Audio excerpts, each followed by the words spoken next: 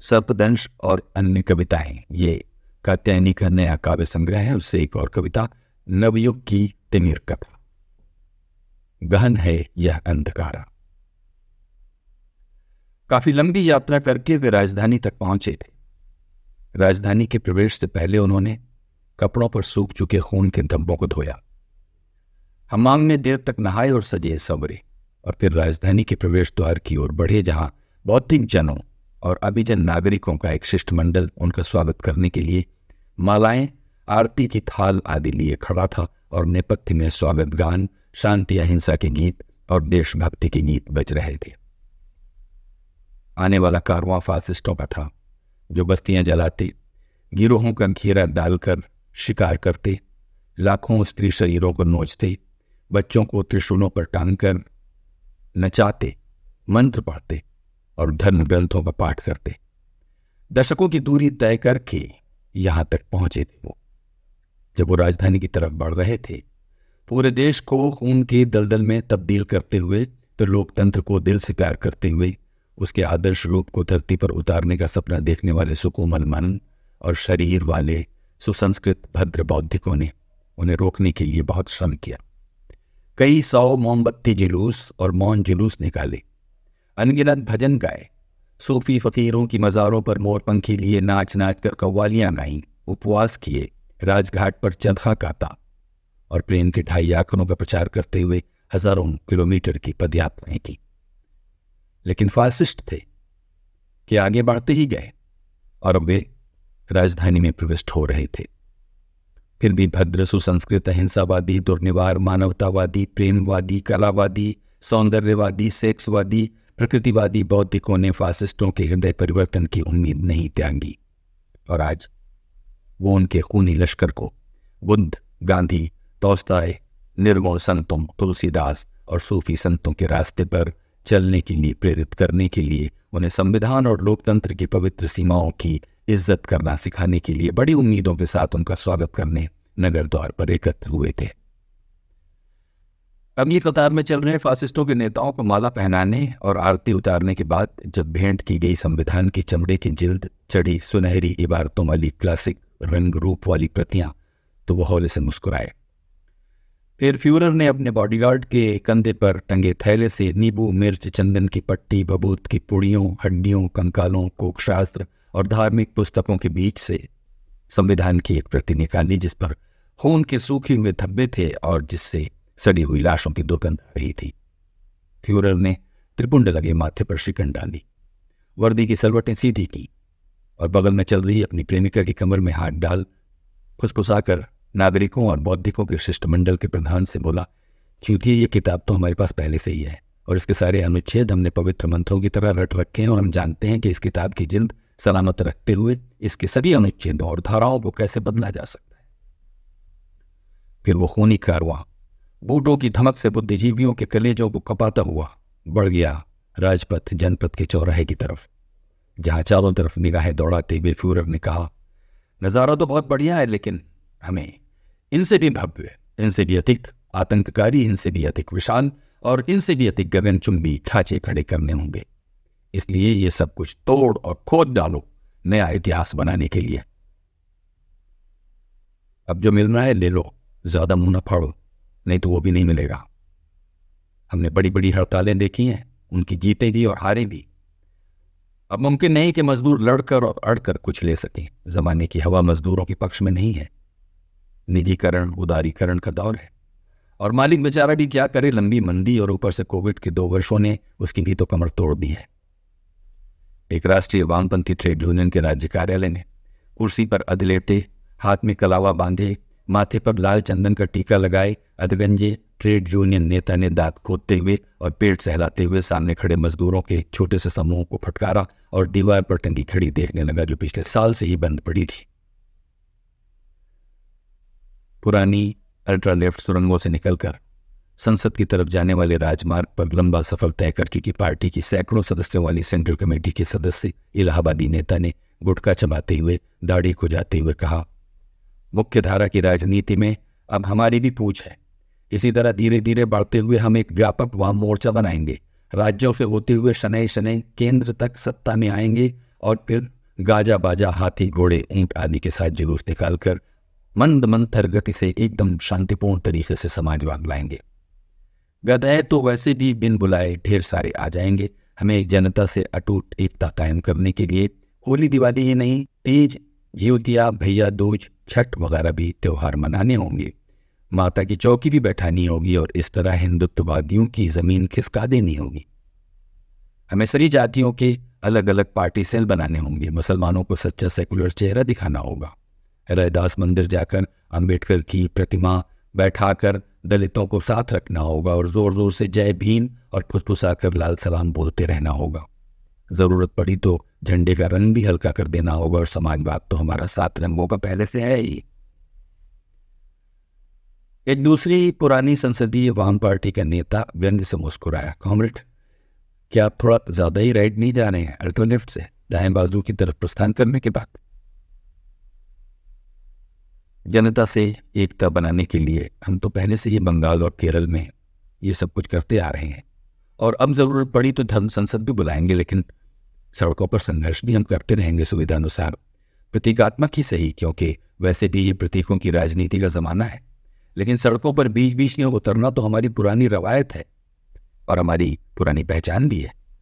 यही नहीं, हम ज्यादा गहराई से थ्योरी पर काम कर रहे हैं। बदले हालात के हिसाब से लेनिन के साम्राज्यवाद के सिद्धांत में रद्दबदल कर रहे हैं। राज्य और क्रांति का उनका सिद्धांत तो पहले ही बदल चुके हैं चुपचाप, और नया पार्टी सिद्धांत भी लागू कर चुके हैं। आजकल शी जिनपिंग से, किम जोंग इल से, बोलिवारियन रिवोल्यूशन से और यहाँ तक कि लूला से भी समाजवाद के नए रास्ते के बारे में सीख रहे हैं। बहुत बुद्धिजीवी है हमारे साथ, बहुत बड़ा प्रकाशन है। ट्रेड यूनियन हमारी राष्ट्रीय स्तर पर सभी वामपंथी पार्टियों से बड़ी है, बस फासिस्टों से छोटी है। लेकिन साल भर में 2-3 एक दिवसीय देशव्यापी बंद करने के लिए काफी है। अब समाजवाद साला हमारी अगुवाई में नहीं आएगा तो अपना मुंह ही तो पिटवाएगा। तीसरी एक और पार्टी थी वामपंथी, जो जीवित ही पुरातात्विक महत्व की सामग्री हो चुकी थी। उसके वयोवृद्ध नेता अपने नकली दांतों को मुंह से बाहर आने से रोकते हुए अनुभव सिद्ध रोष के साथ बोले, कुछ भी कह लो, सबसे पुराने तो हम ही हैं। आप सब तो बस हमारे ही पुरातन तने से फूटी हुई डालियां हैं। आज आप वही कह रहे हैं और कर रहे हैं जो हमने 60-70 साल पहले कहा और किया था। रास्ता तो आप भी आज क्रुश्चेव वाला ही चल रहे हैं, पर लाज बचाने को लेनिन का और थोड़ा थोड़ा माओ का भी नाम ले लेते हैं। वही संसदीय रास्ता आपने भी पकड़ा जो हमने 70 वर्षों पहले पकड़ा था।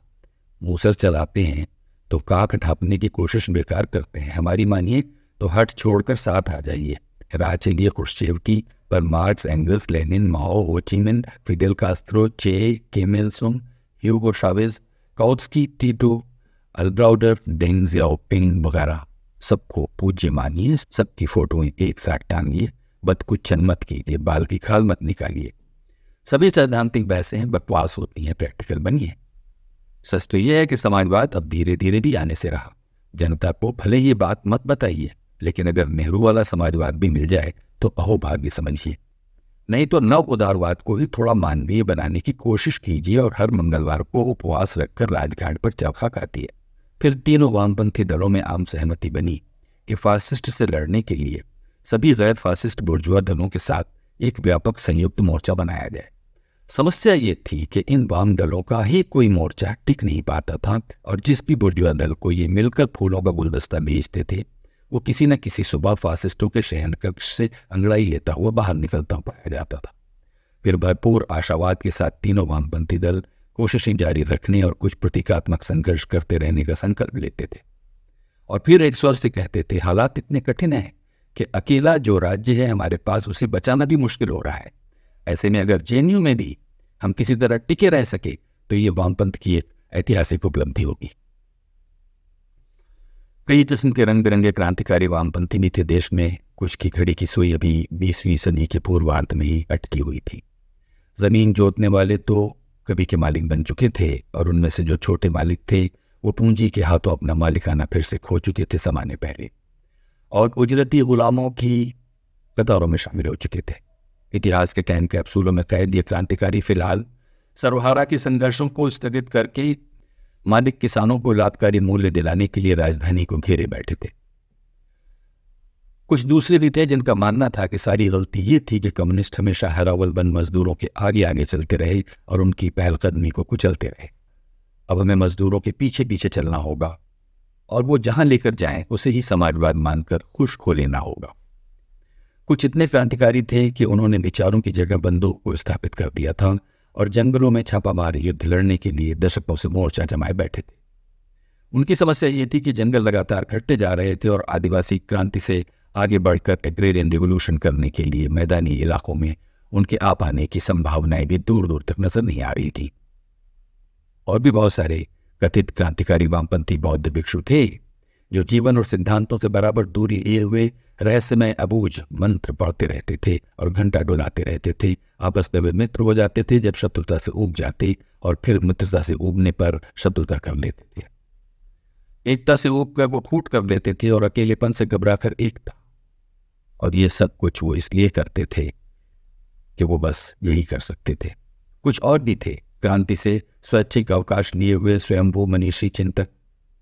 वो फुल टाइम चिंतन करते थे और ऑनलाइन प्रवचन करते थे प्रबुद्धों के लिए, क्योंकि जनता को वो एक अंधी स्वेच्छाचारी निरंकुश बर्बर भीड़ मानते थे।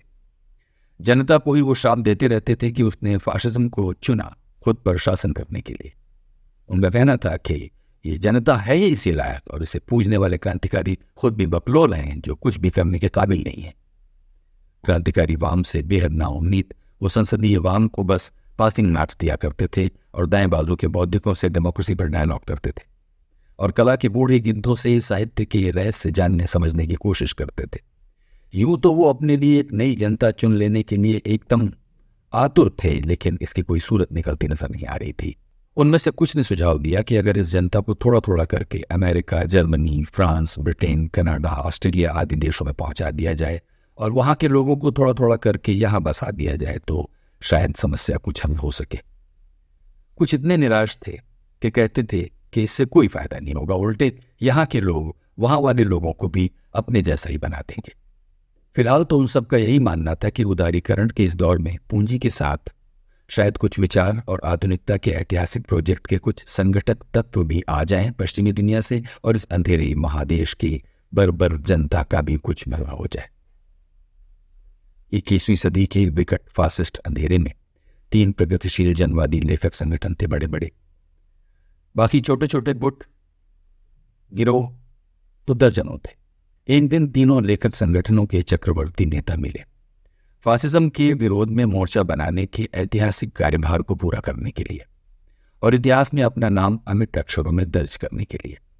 जुटे हुए महामहिमों की महिमा अपरंपार थी। केंद्र और राज्य की विभिन्न अकादमियों में वो पीठासीन थे। सभी किसी न किसी बड़े प्रकाशक के सलाहकार थे और कुछ तो उनके बच्चों के रामू काका थे। न जाने कितने तमगे वजीफे उनके पास थे। अनगिनत पुरस्कारों की निर्णायक समितियों में वो विराजमान थे। फासिस्टों की हत्यारी मुहिमों के विरोध में जितने पुरस्कार उन्होंने वापस किए थे उससे दूने पुरस्कार वो फिर से पा चुके थे। वे प्रोफेसर थे, रिटायर्ड कर्नल, सिविल और पुलिस नौकरशाह थे, ठेकेदार थे, कंपनियों के सीईओ भी थे और पत्रकार और डॉक्टर और इंजीनियर और वकील भी थे जो फासिज्म के विरुद्ध सांस्कृतिक युद्ध का मोर्चा खोलना चाहते थे। शांति मार्च, मोमबत्ती जुलूस, भजन, उपवास वगैरह तो वो पहले ही काफ़ी कर चुके थे। काफ़ी विचार विमर्श के बाद तय पाया गया कि अब सबसे पुराने बूढ़े रसरंजनी विलासी कलावादी कवि की अगुवाई में प्रतिरोध का मोर्चा खोला जाए, जिसकी सत्ता तंत्र में गहरी पैठ है, जिसके पास करोड़ों की पूंजी वाली कला संस्थाएं हैं और जो फासिज्म से दुखी नेहरूवियाई लोकतंत्र का हृदय से आकांक्षी है। तय ये भी किया गया कि अब सभी धार्मिक प्रतीकों और रूपकों और कर्मकांडों को अपनाकर फासिस्टों को निरस्त कर देना होगा और फिर तुरंत भागा भागा दौड़ा दौड़ा एक कवि आलोचक बाबा विश्वनाथ की नगरी में जाकर पूरे लिलार पर चंदन पोत कर दांत निपोर फोटो खिंचाने लगा और एक गोबर गणेश टाइप उभरता हुआ मठाधीश संपादक पूरे गाल पर और न जाने कहाँ चंदन हल्दी से राधे राधे लिखवा कर ढोलक बजाता हुआ, हरे रामा हरे कृष्णा गाता हुआ, राधे राधे चिल्लाता हुआ मतवाला सा वृंदावन की कुंज गरिन में नाचने लगा। सारे फासिस्ट अवाक ये लीला देख रहे थे, खुद को पराजित सा महसूस करते हुए फिर भी प्रमुदित होते हुए। एक पुराना बूढ़ा आउटडेटेड सा जनवादी बोला कि हमें सुरा सेवन और पर स्त्री गमन थोड़ा नियंत्रित संयमित ढंग से करना चाहिए, बाहर बहुत बदनामी होती है। उसकी अनसुनी करते हुए एक युवा तुर्क बोला, सोचने की बात यह है कि कौन है वो भीतरघाती जो अंदर की बातें बाहर पहुंचाता है।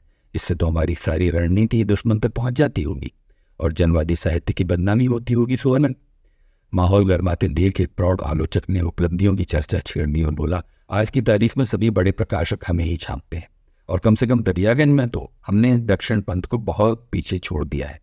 बिहार से दिल्ली बड़ा कवि बनने आया एक कवि बोला, इसमें मेरी भूमिका विशेष रूप से रेखांकित की जानी चाहिए। जिसने दरियागंज का तल्ला कहलाकर भी निष्काम कर्मयोगी भाव से अपने ऐतिहासिक कर्तव्यों को निभाया दरियागंज की गलियों में। वरिष्ठतम लेखक ने संतोष के साथ समाहार किया। अधिकांश अकादमियों में आज भी हम ही छाए हुए हैं। अधिकतम पद पीठ पुरस्कार सम्मान हमारे ही पास हैं। आज भी इस फासिस्ट घटाटोप में और फासिस्ट सरकारें भी हमें पुरस्कार और सम्मान देने के लिए बांधे होती हैं। विश्वविद्यालयों में भी हम फासिस्टों से अभी भी बहुत पीछे नहीं हैं और जहाँ कहीं दक्षिणपंथी हैं उनसे हमारे संबंध बेहद सौहार्दपूर्ण है। एक उभरते हुए सांस्कृतिक रणनीति विशारद ने यह तजवीज़ पेश की कि अब हमें धार्मिक संगठनों और जाति संगठनों में भी अपने लोग घुसाने होंगे। एक दूसरे विद्वान का मत था कि वो तो पहले से ही है।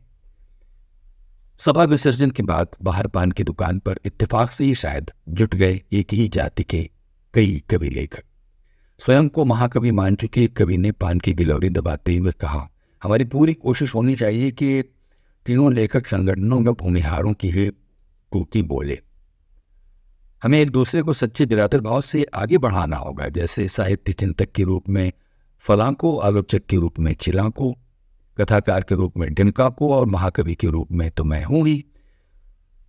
एक कवि नई नवेली पत्नी की तरह रूठा रूठा सा बोला, सजाती है तो मैं भी हूं, पर आप कभी तो मेरा नाम भी नहीं लेते हैं। मौका देखकर एक ने दूसरे के बेटे से अपनी बेटी के रिश्ते की बात चलाई तो उसने साफ कहा, देखिए साहित्य में चाहे जो भी फेवर ले लीजिए, लेकिन शादी ब्याह की बात कुछ और है। इसमें मैं आपको कोई रियायत दे नहीं सकता। मेरी बीवी मुझे काट कर पका कर खा जाएगी। अगर 50 लाख तक का बोझ वहन कर सके तो बताइएगा, बात आगे बढ़ाएंगे। दरअसल मेरी भी आर्थिक स्थिति काफ़ी खराब है। पिछले 3 संकलनों की छपाई का पूरा खर्च प्रकाशक को अपनी जेब से देना पड़ा है। कुछ दूरी पर लवंगलता खाकर लस्सी पी रहे थे कुछ ब्राह्मण जनवादी साहित्यकार। एक ने कहा, कुछ भी हो मुल्ले कुछ टाइट तो हैं। दूसरे ने उसे चिकोटी काटी, चुप क्या बकता है, कोई सुन लेगा तो। एक वरिष्ठ ब्राह्मण प्रोफेसर ने कहा, भूमिहार तो खेती बाड़ी वाले ब्राह्मण होते हैं, लेकिन साले आजकल साहित्य में नहीं छा गए हैं। मैं तो इन बरूपियों को ब्राह्मण ही नहीं मानता। इनसे मित्रतापूर्ण संबंध रखने होंगे, सारी सावधानियां बरतते हुए, क्योंकि ये गेहूं सांप से भी अधिक खतरनाक होते हैं। हमें वामपंथी साहित्यकारों की कतारों में देख परख कर उच्च कुलगोत्र के युवा ब्राह्मणों की भर्ती तेज करनी होगी। पास से गुजरते हुए वामपंथी जनवादी प्रगतिशीलों के झुंड ने जब इन जमावड़ों को देखा तो उसे नामवर सिंह, काशीनाथ सिंह, दूधनाथ सिंह, विजय मोहन सिंह, ठाकुर प्रसाद सिंह, केदारनाथ सिंह, शंभुनाथ सिंह, बच्चन सिंह, शिव प्रसाद सिंह आदि आदि के स्वर्ण युग की याद आ गई और उसने संकल्प लिया कि उन दिनों को फिर वापस लाना ही होगा। कायस्थ प्रगतिशीलों का भी एक छोटा सा गुट था जिसने कुंठित मन से अमरकांत और ज्ञानरंजन से लेकर अखिलेश और बहुत सारे कायस्थ लेखकों की गिनती की और मनी मन उतना बड़ा न हो पाने के लिए सबको धिक्कारते हुए अपने मन को तसल्ली दी कि फिराक और प्रेमचंद तो फिर भी हमारे ही हुए। कुछ मध्य जातियों की भी लेखक थे जो राजेंद्र यादव को भारत का वोल्टेयर घोषित करने के बाद थोड़ा गांधी, थोड़ा अंबेडकर, थोड़ा मार्क्स, थोड़ा सबाल्टर्न, थोड़ी उत्तर आधुनिकता की सरल पाठ्य पुस्तकें पढ़ने लगे थे और अखिलेश यादव और तेजस्वी यादव से ये डिस्कस करने लगे थे कि मंगल कमीशन के आगे उनका कदम क्या होगा और नव उदारवाद की नीतियों को कैसे लागू किया जाए, पिछड़ों का खूब भला हो ताकि। और जो दलित लेखक थे वो पहले ही अंबेडकर को भजते हुए बहन जी, वामन मेश्राम, प्रकाश अंबेडकर, उदित राज, चंद्रशेखर रामन या ऐसे ही किसी दूसरे के पास जा चुके थे। अपना अलग अलग लेखक संगठन बना चुके थे या खूब तल्लीनता से आइडेंटिटी पॉलिटिक्स का झाल मजीरा बजा रहे थे और साथ में कबीर और रैदास के निर्मोह भजन भी गा रहे थे। उधर चंदन चर्चित चेहरे वाला एक साहित्यिक पंडा घंटी डुलाते हुए आरती की थाली सजा रहा था और आलोचना की सारी सैद्धांतिकी से सुगंधित अगरबत्ती बनाकर चला रहा था। और जब पूरे शहर में ब्लैकआउट था तो एक आलिशान होटल के भव्य कमरे में बैठा क्रांतिवादी से शांतिवादी में कायांतरित हो चुका स्वयंभू महाकवि उपस्थित लोगों से कह रहा था, कहाँ है अंधेरा, देखो मेरे व्यक्तित्व का आलोक, मैं बना हूं रोशनी और आंसू से और एक दिए की तरह जलता रहता हूं अहर्निश, और स्त्रियां पतंगों की तरह मेरे आसपास मंडराती हैं और मेरी लौ में झुलस कर मर जाती हैं। फिर स्वयंभू महाकवि ने घोषणा की कि दुनिया में व्याप्त हिंसा से तंग आकर वो अपनी माँ की गोद में स्मृतियों में सोने जाने वाला है, लेकिन इससे पहले फासिस्टों के पास जाएगा और हिंसा छोड़ने के लिए उन्हें कला का पाठ पढ़ाते हुए इस बात का कायल करेगा कि सौंदर्य ही बचाएगा दुनिया को, जैसे कि दोस्तोवस्की कह गए हैं। इतने ने बेरे की वर्दी पहने, हाथ में चाय की ट्रे लिए मुक्तिबोध कमरे में घुसे। साइड टेबल पर ट्रे रखकर गमछे से पोंछा हाथ और स्वयंभू महाकवि के कंधों को थपथपाते हुए कहा, दुनिया न कचरे का ढेर के जिस पर दानों को चुगने चढ़ा हुआ कोई भी कुक्कुट, कोई भी मुर्गा यदि बांग दे उठे जोरदार बन जाए मसीहा। आसमान से जब टूट पड़ा था फासिस्ट कहर, धर्म ध्वजाधारी सड़कों पर वैश्विक भेड़ियों के झुंडों की तरह घूम रहे थे, शिकार तलाशते हुए। पूरे मुल्क में कहीं आग लग रही थी, कहीं गोली चल रही थी और सभी शहरों की धुआंरी बस्तियों में बुलडोजर घूम रहे थे, घरों को सनीदोज करते हुए।